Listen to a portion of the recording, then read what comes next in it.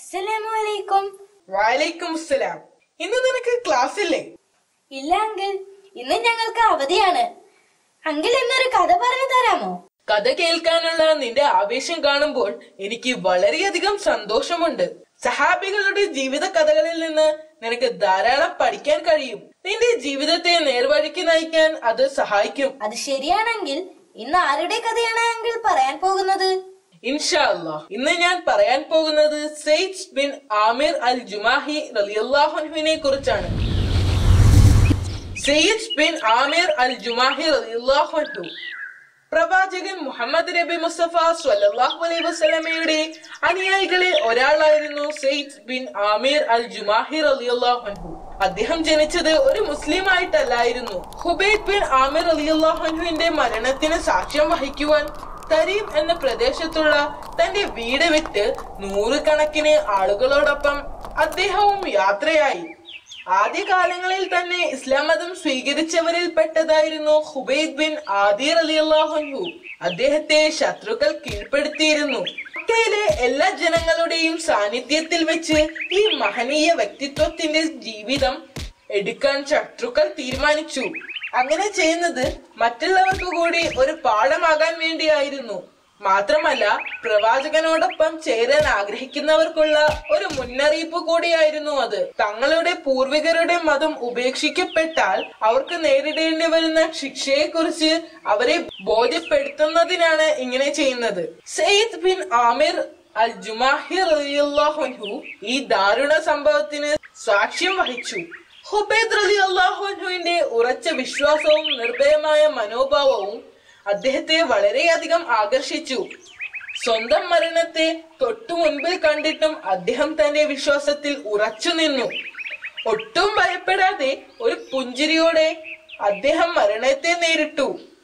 അള്ളാഹുവിൽ നിന്നും ഹുബൈബ് റളിയല്ലാഹു അൻഹുവിന് ഒരു മഹത്തായ ശക്തി ലഭിച്ചിരിക്കുന്നു എന്ന് മനസ്സിലാക്കിയ നിമിഷം ജനങ്ങളെല്ലാം ഒന്നിച്ചുകൂടി. ഊർജ്ജസ്വലതയും യുവത്വവും ബുദ്ധിശക്തിയുമുള്ള സയ്യിദ് റളിയല്ലാഹു അൻഹുവിൽ ആ വലിയ സംഭവം ചലനങ്ങൾ ഉണ്ടാക്കി. ഹുബൈബ് റളിയല്ലാഹു അൻഹുവിന്റെ മരണവും അദ്ദേഹത്തിന്റെ വീരോചിതമായ ചെറുത്തുനിൽപ്പും സയ്യിദ് റളിയല്ലാഹു അൻഹുവിനെ ഇസ്ലാമിലേക്ക് അതിന്റെ പഠനത്തിലേക്കും ആകർഷിച്ചു.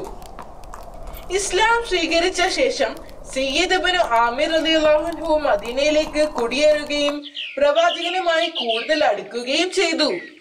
വിശുദ്ധ ഖുർആൻ പഠിക്കുന്നതിൽ അദ്ദേഹം വലിയ താല്പര്യം കാണിക്കുകയും പ്രവാചകന്റെ നിർദ്ദേശപ്രകാരം ജീവിക്കുകയും ചെയ്തിരുന്നു.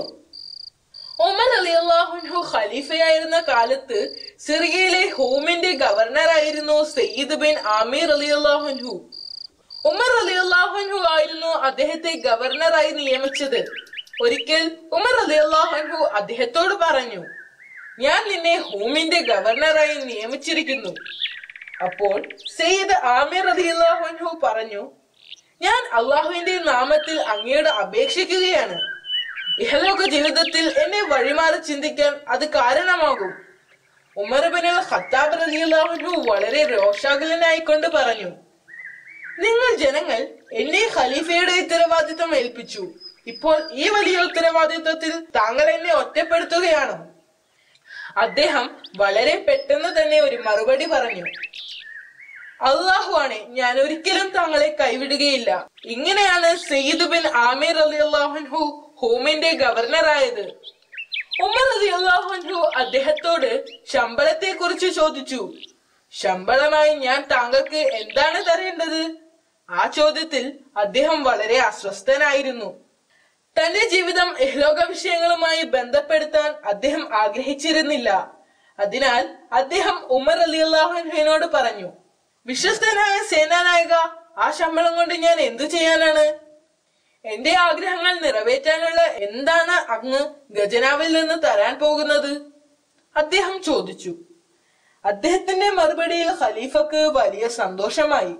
സയ്യിദ് റളിയല്ലാഹു അൻഹു വളരെ താഴ്മയോടെ ജീവിതം നയിച്ചിരുന്ന ഒരാളായിരുന്നു. ജനങ്ങൾ കരുതിയതുപോലെ അദ്ദേഹം ഒരു സാധാരണ ഗവർണർ ആയിരുന്നില്ല. ഹോംസ് ഒരു വലിയ നഗരമായിരുന്നു, കൂടാതെ ഒരു പ്രധാന വ്യാപാര കേന്ദ്രവും. ഒരിക്കൽ ഉമർ റളിയല്ലാഹു അൻഹു ഹോംസ് സന്ദർശിച്ചപ്പോൾ അവരുടെ ഗവർണർക്കെതിരെ എന്തെങ്കിലും പരാതി ഉണ്ടോ എന്ന് അവിടുത്തെ ജനങ്ങളോട് അന്വേഷിച്ചു. ജനങ്ങൾ ഗവർണറുടെ 4 പരാതികളെ കുറിച്ച് ഖലീഫയോട് പറയുകയും അത് അദ്ദേഹത്തിന്റെ ശ്രദ്ധയിൽപ്പെടുത്താൻ ആവശ്യപ്പെടുകയും ചെയ്തു. ഉമർ റളിയല്ലാഹു അൻഹു ഓഫീസിലെത്തിയപ്പോൾ സെയ്ദ് ബിൻ ആമിർ റളിയല്ലാഹു അൻഹുവിനെ വിളിച്ചു വരുത്തി. തന്റെ സാന്നിധ്യത്തിൽ ഹോംസിന്റെ പ്രതിനിധികളോട് അവരുടെ പരാതികളെ കുറിച്ച് പറയാൻ ആവശ്യപ്പെട്ടു. ഒന്നാമത്തെ പരാതി, അദ്ദേഹം രാവിലെ വീട്ടിൽ നിന്നും ഇറങ്ങുന്നത് വളരെ വൈകിട്ടായിരുന്നു. അതിന് സെയ്ദ് റളിയല്ലാഹു അൻഹുവിന്റെ മറുപടി രാവിലെ നിസ്കാരത്തിന് ശേഷം കുറെ സമയം ഖുർആൻ പാരായണത്തിന് വേണ്ടി ചിലവഴിക്കും എന്നതാണ്. അതുകൊണ്ടായിരുന്നു വൈകിയത് എന്നായിരുന്നു അദ്ദേഹത്തിന്റെ മറുപടി. അത് കഴിഞ്ഞ് ജോലിക്കാരൊന്നും ഇല്ലാത്ത വീട്ടിൽ ഭാര്യയെ പാചകത്തിൽ മറ്റും ജോലികളിലും സഹായിക്കുമായിരുന്നു. അത് കേട്ടപ്പോൾ ഉമർ റളിയല്ലാഹു അൻഹുവിന്റെ മുഖം തിളങ്ങി. അദ്ദേഹം ഇങ്ങനെ പറഞ്ഞു, സർവസ്തുതിയും അല്ലാഹുവിനാകുന്നു. രണ്ടാമത്തെ പരാതി, അദ്ദേഹം രാത്രി സമയത്ത് ഒന്നിലും ശ്രദ്ധിക്കുന്നില്ല എന്നതായിരുന്നു. പകൽ സമയം ജനങ്ങൾക്കായി കരുതി വച്ചതുപോലെ രാത്രി സമയം അദ്ദേഹം പ്രാർത്ഥനയ്ക്കായി മാറ്റിവെച്ചത് കൊണ്ടാണ് എന്നായിരുന്നു അദ്ദേഹത്തിന്റെ മറുപടി. ഖലീഫ അദ്ദേഹത്തിന്റെ മറുപടിയിൽ വീണ്ടും സംതൃപ്തനായിരുന്നു. മൂന്നാമത്തെ പരാതി, മാസത്തിൽ 2 ദിവസം അദ്ദേഹം വരാറില്ല എന്നതായിരുന്നു. ആ ദിവസങ്ങളിൽ അദ്ദേഹം വീടിന് പുറത്തിറങ്ങാറില്ല എന്നതായിരുന്നു. സെയ്ദ് റളിയല്ലാഹു അൻഹുയുടെ വിശദീകരണം ഇതായിരുന്നു. അദ്ദേഹത്തിന് ആകെ 2 ജോഡി വസ്ത്രങ്ങൾ മാത്രമേ ഉണ്ടായിരുന്നുള്ളൂ. അത് കഴുകുന്നതിനും ഉണക്കി വീണ്ടും ധരിക്കുന്നതിനും വേണ്ടിയായിരുന്നു അദ്ദേഹം 2 ദിവസം വീടിന് പുറത്തിറങ്ങാതിരുന്നത്. ഇത് കേട്ടപ്പോൾ ഖലീഫയുടെ മുഖം വീണ്ടും തിളങ്ങി. അദ്ദേഹം ഇടയ്ക്കിടയ്ക്ക് അബോധാവസ്ഥയിലാകുമെന്നതായിരുന്നു നാലാമത്തെ പരാതി. അതിന് അദ്ദേഹത്തിന്റെ മറുപടി, ഖുബൈദ് അൽ അൻസാരിയുടെ രക്തസാക്ഷിത്വത്തിന് മക്കയിൽ അദ്ദേഹത്തിന് സാക്ഷിയാകേണ്ടി വന്നിട്ടുണ്ട്. എന്നാൽ അദ്ദേഹത്തിന് വേണ്ടി ഒന്നും ചെയ്യാൻ കഴിഞ്ഞിരുന്നില്ല. ഈ സംഭവം ഓർക്കുമ്പോൾ അദ്ദേഹം അല്ലാഹു സുബ്ഹാനഹു വ തആലയുടെ ശിക്ഷയെക്കുറിച്ച് ഭയപ്പെടും, അപ്പോൾ തളർന്നു പോകും. ഇത്രയും പറഞ്ഞുകൊണ്ട് അദ്ദേഹം ഖലീഫയുടെ വിധിക്കായി തല കുനിച്ചു നിന്നു. ഉമർ റളിയല്ലാഹു അൻഹുവിന് മറ്റൊന്നും പറയാനില്ലായിരുന്നു. അൽഹംദുലില്ലാഹ് എന്നൊഴികെ മറ്റൊന്നും അദ്ദേഹത്തിന് പറയാനില്ലായിരുന്നു. പിന്നീട് അദ്ദേഹം ജനങ്ങളോടായി പറഞ്ഞു, മറ്റ് ഗവർണർമാർ രാജാവിനെ പോലെയാണ് ജീവിക്കുന്നത്. തന്റെ ജനങ്ങൾ പട്ടിണി കിടക്കുമ്പോൾ അവർ വയറ് നിറച്ചു ഭക്ഷണം കഴിക്കുന്നു. ഒരു മുസൽമാൻ എങ്ങനെയാണ് ജീവിക്കേണ്ടതെന്ന് നിങ്ങളുടെ ഗവർണറുടെ ജീവിതത്തിൽ നിന്നും നിങ്ങൾ കണ്ടുപഠിക്കണമെന്ന് അവിടെ കൂടി നിന്ന ജനങ്ങളോട് അദ്ദേഹം ആവശ്യപ്പെട്ടു. സെയ്ദ് ബിൻ ആമിർ റളിയല്ലാഹു അൻഹുവിന്റെ ഭക്തി, സത്യസന്ധത, സമർപ്പണം എന്നിവ കൊണ്ട് അദ്ദേഹത്തെ ജനങ്ങൾ വളരെയധികം സ്നേഹിക്കുകയും ബഹുമാനിക്കുകയും ചെയ്തിരുന്നു. ചീകി ഒതുക്കാത്ത മുടിയായിരുന്നു അദ്ദേഹത്തിന്. കാഴ്ചയിൽ പാവപ്പെട്ട ഒരു മുസ്ലിമിൽ നിന്നും ഒട്ടും വ്യത്യസ്തനായിരുന്നില്ല അദ്ദേഹം. ഒരിക്കൽ ഹോംസിൽ നിന്ന് കുറച്ച് ഉദ്യോഗസ്ഥർ ഉമർ ഇബ്നുൽ ഖത്താബ് റളിയല്ലാഹു അൻഹുവിനെ സന്ദർശിച്ചു. അവർ സത്യസന്ധരും ഉമർ റളിയല്ലാഹു അൻഹുവിന്റെ വിശ്വാസം നേടിയവരുമായിരുന്നു. അദ്ദേഹം അവരെ വളരെയധികം ബഹുമാനിച്ചിരുന്നു. സംഭാഷണത്തിനിടയിൽ ഉമർ റളിയല്ലാഹു അൻഹു അവരുടെ പ്രദേശത്തെ ഏറ്റവും പാവപ്പെട്ട ഒരാളുടെ പേരെഴുതാൻ അവരോട് ആവശ്യപ്പെട്ടു. അയാൾക്ക് വേണ്ട പണവും മറ്റു വസ്തുക്കളും അവരുടെ കയ്യിൽ തന്നയക്കാം എന്ന് പറഞ്ഞു. അവർ എഴുതിക്കൊടുത്ത പേരുകൾ പരിശോധിക്കുമ്പോൾ അതിൽ ഗവർണറുടെ പേര് കണ്ട് ഉമർ റളിയല്ലാഹു അൻഹു ആശ്ചര്യപ്പെട്ടു.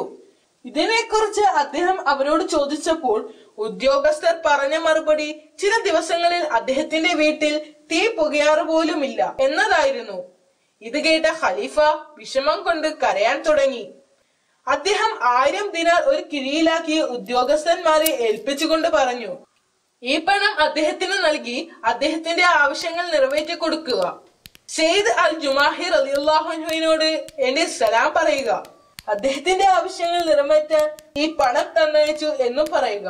ഉദ്യോഗസ്ഥർ അത് സമ്മതിക്കുകയും അവർ സെയ്ദ് റളിയല്ലാഹു അൻഹുവിന്റെ വീട്ടിലേക്ക് പോവുകയും ചെയ്തു. അവർ ആ കിഴി സെയ്ദ് റളിയല്ലാഹു അൻഹുവിനെ ഏൽപ്പിച്ചു. അദ്ദേഹം അത് തുറന്നു നോക്കിയപ്പോൾ അത് നിറയെ പണമായിരുന്നു. ആദ്യം അദ്ദേഹം ആ സമ്മാനം നിരസിച്ചു. പക്ഷേ ഉദ്യോഗസ്ഥർ ഒരു വിധത്തിൽ അത് അദ്ദേഹത്തെ തന്നെ ഏൽപ്പിച്ചു. ആ പണം കണ്ടപ്പോൾ അദ്ദേഹത്തിന്റെ ഭാര്യ അദ്ദേഹത്തോട് പറഞ്ഞു, ഈ പണം കൊണ്ട് നമുക്ക് വീട്ടു സാധനങ്ങൾ വാങ്ങിക്കണം, ഒരു ജോലിക്കാരിയെ കൂലിക്കെടുക്കുകയും ചെയ്യാം. അതിനേക്കാൾ മികച്ച ഒരു കാര്യം ഞാൻ ചെയ്യട്ടെ. അദ്ദേഹം പറഞ്ഞു. എന്താണത്? അവർ ചോദിച്ചു. ഉടനെ തന്നെ അദ്ദേഹം ആ പണം പല ഭാഗങ്ങളായി വിഭജിച്ചു. എന്നിട്ട് ആ പണം വിധവകളും അനാഥരും പാവപ്പെട്ടവരുമുള്ള കുടുംബങ്ങളിലേക്ക് എത്തിച്ചു. അദ്ദേഹം ഒരു മഹാമനസ്കനും അള്ളാഹുവിന്റെ റസൂലിന്റെ ഏറ്റവും അടുത്ത ആളുമായിരുന്നു. അദ്ദേഹം പ്രവാചകന്റെ വാക്കുകൾക്കനുസരിച്ച് വളരെ സത്യസന്ധമായി ജീവിച്ചിരുന്ന ഒരാളായിരുന്നു. അത് ശരിയാണ്. അദ്ദേഹത്തിന് ഒരു സമ്പന്നനായി ജീവിക്കാമായിരുന്നു. എന്നാൽ തന്റെ സമ്പത്ത് കൈകാര്യം ചെയ്ത രീതി കേട്ടപ്പോൾ അതിശയം തോന്നി. എന്നിരുന്നാലും അദ്ദേഹം ബുദ്ധിമാനായിരുന്നു. കാരണം തനിക്കുള്ള സമ്പത്ത്